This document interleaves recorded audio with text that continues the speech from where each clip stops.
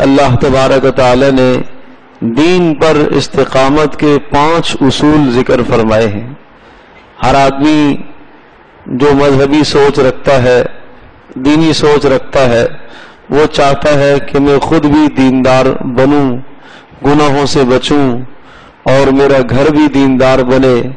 اور میری گھریلو زندگی بھی اچھی ہو جائے۔ تو اللہ تبارک و تعالی نے اس عمل کے لیے 5 اصول ذکر فرمائے۔ جو آدمی یہ چاہتا ہے کہ میں خود دین پر استقامت اختیار کروں اور میرے گھر میں بھی دینداری قائم اور دائم رہے، تو وہ ان 5 باتوں کا اہتمام کرے، ان 5 اصولوں کو پابندی سے اپنی زندگی میں لے کے آئے۔ سب سے پہلی بات تو یہ کہ جب آدمی دین پر عمل کرنے کی کوشش کرتا ہے، سنت کے مطابق لباس پہنتا ہے،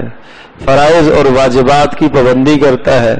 گناہوں سے بچنے والی زندگی اختیار کرتا ہے، تو وہ نافرمانی والی مجلسوں سے اپنے آپ کو بچاتا ہے، تو لوگ مختلف قسم کی باتیں کرتے ہیں کہ یہ تو بڑا صوفی ہو گیا، یہ تو بڑا بزرگ ہو گیا، یہ تو ایسا ہو گیا، اس نے تو دنیا کو چھوڑ دیا، یہ تو سب سے کٹ کر چلنے والا ہے، یہ تو سب سے الگ ہو گیا، یہ کسی محفل میں جاتا نہیں ہے، یہ نہیں کرتا، یہ نہیں کرتا، یہ اس کی شلوار ٹخنوں سے اوپر ہو گئی ہے۔ کئی قسم کی باتیں سننی پڑتی ہیں۔ کہا پہلا اصول ہے فاصبر علی ما یقولون، ایسی باتوں پر صبر کرو، یہ باتیں تو آئیں گی، نہ جواب دو، چھوڑ دو، خاموشی اختیار کرو، صبر کرو۔ یہی حل ہے۔ اگر تم چاہتے ہو کہ دین پر قائم اور دائم رہو تو پھر صبر کرو۔ کہ اللہ کے نبی کو جب یہ باتیں سننی پڑی ہیں، جادوگر، مجنون، دیوانہ،